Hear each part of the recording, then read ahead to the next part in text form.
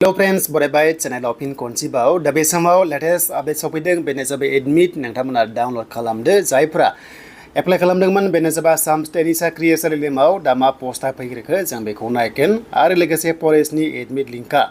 माबादि जागोन माबोरै डाउनलड खालामनांगौ बेनि सायाव सावरायगोन आरो नेक्स्ट आपकामिं पस्टआ बबे रिजाल्टआ फैग्रोगोन बेनि सायाव भटिं सोलिगासिनो नोंथांमोना बयबो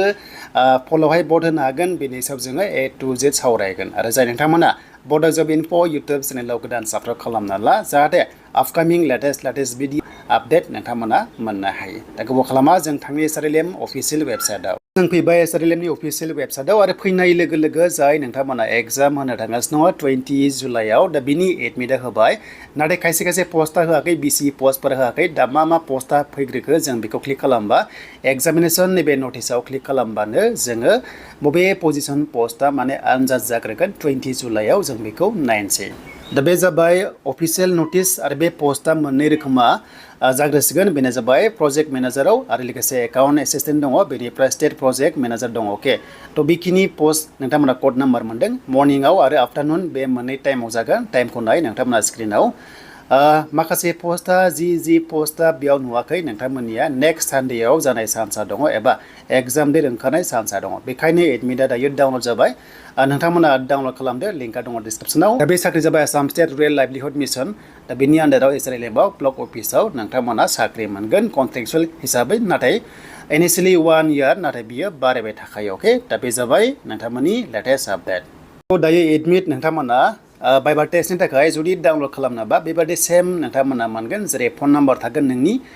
रल नाम्बार थागोन बेनिफ्राय लगइन खालामबानो नोंथांमोना एडमिटखौ मोननो हागोन नाथाय दायो लिंकआ एक्टिभ जाथ'वाखै थाबैनो जासिगोन इभिनिंआव जानो हागौ बेनो जाबाय बाइबार टेस्टनि थाखाय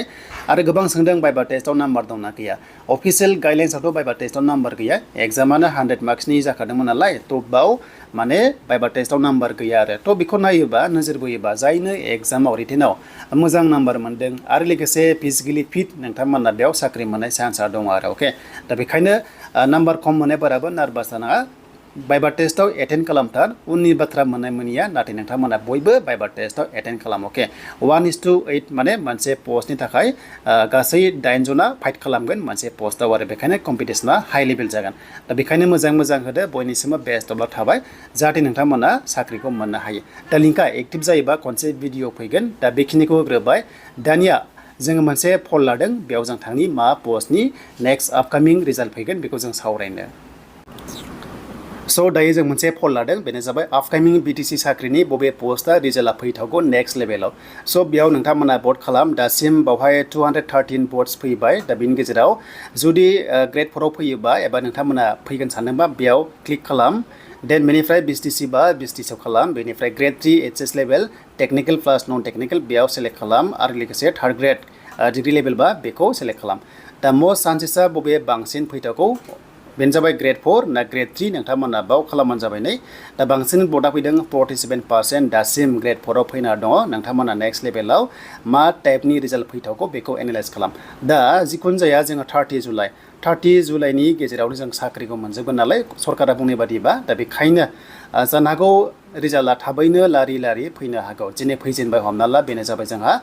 फरेस्टारनि एन्ड बेनिफ्राय बाइबार टेस्ट लानानै 22-23 आव लानानै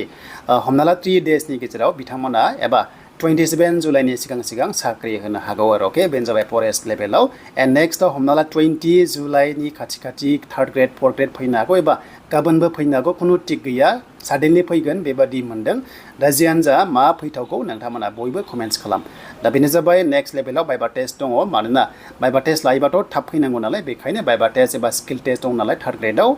मात्र Gr-4आव बाइबार टेस्ट गैला खालि बाइबार टेस्ट जोबखाजोब्बाय नालाय डाइरेक्ट साख्रि Gr-4आ स' बेखौ नायोबा Gr-4आ रिजाल्टआ फैनो हासिगौ दा बेनो जाबाय दिनैनि थाखाय लेटेस्ट आपडेट एन्ड इभिनिंआव मोनसे गोदान भिडिअ फैगोन जेब्ला फरेस्टनि एडमिट लिंकआ एक्टिभ जाबावो